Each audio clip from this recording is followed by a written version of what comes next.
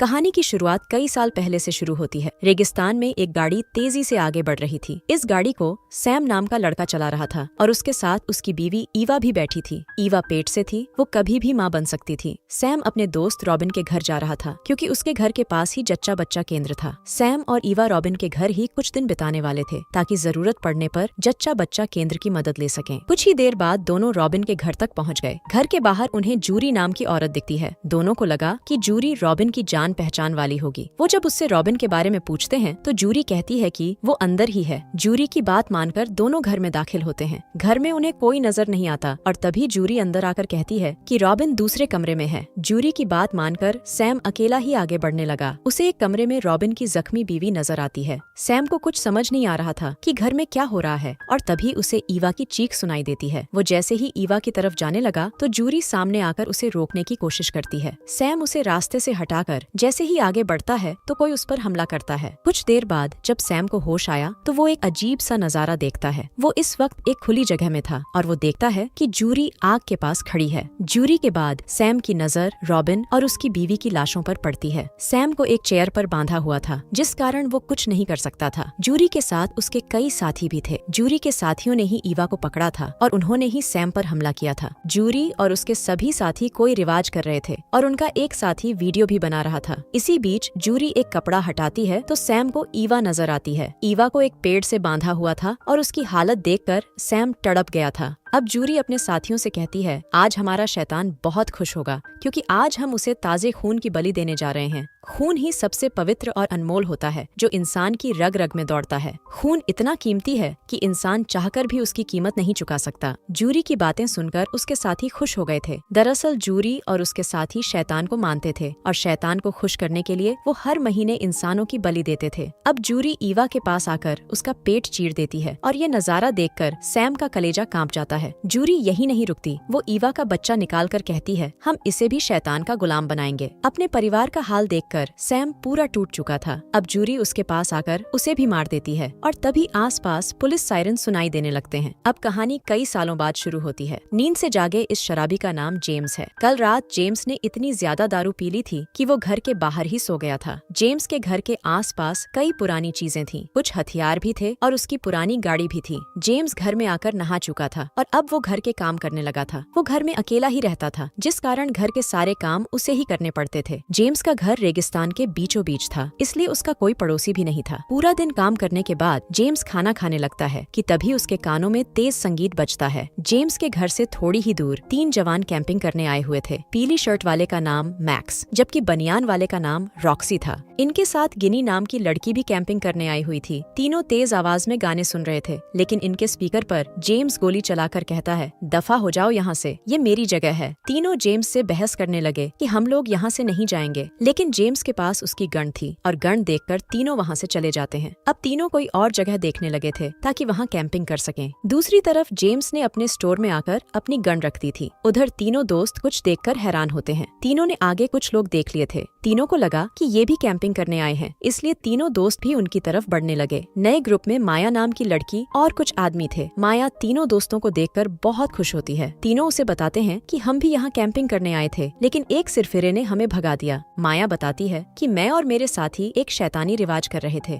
हम शैतान को खुश करने की कोशिश कर रहे थे। अब हम तुम तीनों की बलि देकर शैतान को खुश करेंगे। उसकी बात सुनकर रॉक्सी उसका मजाक उड़ाने लगा और तभी कोई पीछे से उसके पैरों में रस्सी डाल देता है। गिनी को पकड़कर उसके पेट पर चाकू मार दिया जाता है। मैक्स को पकड़ने के बाद माया उससे कहती है, हम पहली बलि तुम्हारी ही देंगे। इसके बाद वो मैक्स का पेट चीर देती है और मैक्स वहीं मर जाता है। मैक्स की मौत के बाद रॉक्सी को भी मार दिया गया। अब सभी गिनी को मारना चाहते थे लेकिन गिनी अपनी जगह से गायब थी। माया और उसकी सहायक निमा समझ गई थी कि गिनी पास वाले घर की तरफ भागी होगी। वैसे दोनों का सोचना बिल्कुल सही था क्योंकि जख्मी गिनी एक घर की तरफ ही भाग रही थी और ये घर जेम्स का था। दरवाजे पर आहट सुनकर जैसे ही जेम्स दरवाजा खोलता है तो उसे गिनी नजर आती है। गिनी गिनी उसे जल्दी जल्दी सब बताती है कि किसी ने मेरे दोस्तों को मार दिया और मुझ पर भी हमला किया गया। पूरी बात सुनकर जेम्स ने उसे अंदर तो कर लिया, लेकिन गिनी की हालत काफी खराब थी। जेम्स पहले उसका खून रोकने की कोशिश करता है, लेकिन सफल नहीं हो पाता। गिनी का दर्द कम करने के लिए वो उसे देसी दवा भी पिलाता है। गिनी की हालत देखकर जेम्स समझ गया था कि उसे अस्पताल ले जाने की जरूरत है। उसके घर में कोई फोन भी नहीं था कि वो पुलिस को फोन कर सके। कुछ देर बाद जेम्स और गिनी जैसे ही घर से बाहर निकलते हैं, तभी उनकी नजर माया के साथियों पर पड़ती है।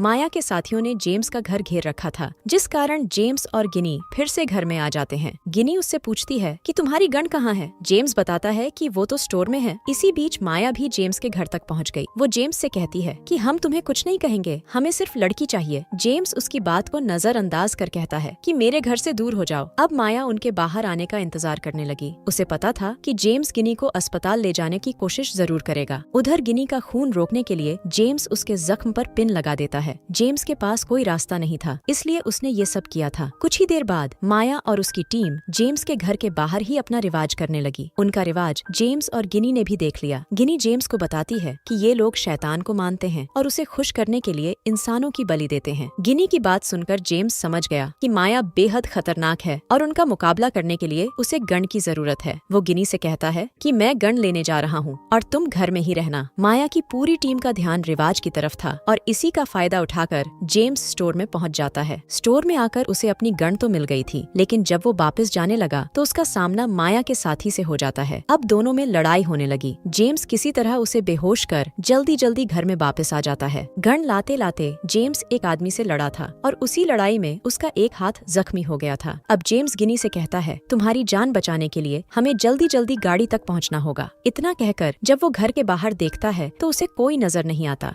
दोनों को लगा कि माया के साथ ही चले गए, जिसके बाद वो दोनों घर से बाहर आते हैं। दोनों जल्दी ही जेम्स की गाड़ी तक पहुंच भी जाते हैं, लेकिन गाड़ी स्टार्ट नहीं होती क्योंकि माया के साथियों ने उसे पहले ही खराब कर दिया था। अब दोनों जैसे ही घर की तरफ बढ़ने लगे, तभी उनके सामने माया और उसके साथी आ जाते हैं। एक बार फिर से लड़ाई शुरू हो गई थी और ये लड़ाई काफी जोरदार थी। इस बार लड़ाई के आखिर में माया के साथी जेम्स और गिनी को बेहोश कर देते हैं। कुछ देर बाद जब जेम्स को होश आता है तो वो अपने पास ही गिनी को देखता है। दोनों को चेयर्स पर बांधा हुआ था और दोनों को अभी अभी होश आया था। जल्दी ही माया जेम्स के पास आकर कहती है, क्या तुम्हें पता है कि तुम मेरे भाई हो? उसकी बात सुनकर जेम्स हैरान हो गया। माया उससे कहती है, मैं गिनी को जिंदा छोड़ सकती हूँ अगर तुम मेरे साथ संबंध बनाओ। मैं तुम्हारा पानी अपने अंदर महसूस करना चाहती हूँ, तुम्हारे बच्चे की माँ बनना चाहती हूँ ताकि शैतान खुश हो जाए और हमारा बच्चा शैतान का चहेता बन जाए। दरअसल जब कई साल पहले सैम और ईवा अपने दोस्त रॉबिन के घर गए थे, तब ईवा पेट से थी और उस समय दोनों पति पत्नी को जूरी नाम की औरत ने पकड़ लिया था। जूरी ने ईवा का पेट चीर कर एक बच्चा निकाला था और वो बच्चा माया थी। जूरी जब सैम को मारकर चली गई थी, तभी वहाँ पुलिस भी पहुँच गई थी। पुलिस को लाशों के साथ साथ ईवा के पेट में एक और बच्चा मिलता है और वो दूसरा बच्चा जेम्स था। जेम्स और माया ईवा के बच्चे थे और दोनों बहन भाई जुड़वा थे। गिनी को बचाने के लिए जेम्स कुछ भी कर सकता था। वो अपनी आंखों के सामने निर्दोष गिनी की मौत नहीं देख सकता था। जल्दी ही जेम्स के हाथ पैर बांधकर उसे जमीन पर लिटा दिया गया। अब माया उसके ऊपर आकर बैठ गई और वो उसे अपने अंदर महसूस कर रही थी। कुछ ही देर बाद जेम्स का पानी निकल गया, जिसके बाद माया जेम्स और गिनी को जिंदा छोड़कर चली जाती है। माया के जाते ही जेम्स और गिनी फैसला करते हैं कि वो आज ही माया को मार देंगे। माया अभी कुछ ही दूर गई थी। जेम्स और गिनी फिर से उस पर हमला कर देते हैं। एक बार फिर से लड़ाई शुरू हो गई थी। इस लड़ाई में जेम्स माया के सभी साथियों को मार देता है। माया गिनी को मार देती है, लेकिन इसके साथ ही माया भी जेम्स के हाथों मारी जाती है। कहानी के आखिर में सिर्फ जेम्स ही जिंदा बचा था। इस पूरी कहानी में हमें यही दिखाया गया है कि बच्चे वही सीखते हैं जो उन्हें सिखाया जाता है। माया को शैतान की पूजा करना सिखाया गया और वो मरते दम तक वही करती रही। जेम्स एक अनाथ आश्रम में पला था, उसे इंसानियत का पाठ पढ़ाया गया था और वो आखिर तक इंसानियत के लिए लड़ता रहा। इसी के साथ इस कहानी का यही अंत हो जाता है। हमारी वीडियो देखने के लिए बहुत बहुत धन्यवाद। अगर आप ऐसी ही वीडियोस के दीवाने हैं तो प्लीज मेरे चैनल को जरूर सब्सक्राइब करें। मिलते हैं अगली वीडियो में, तब तक के लिए नमस्कार।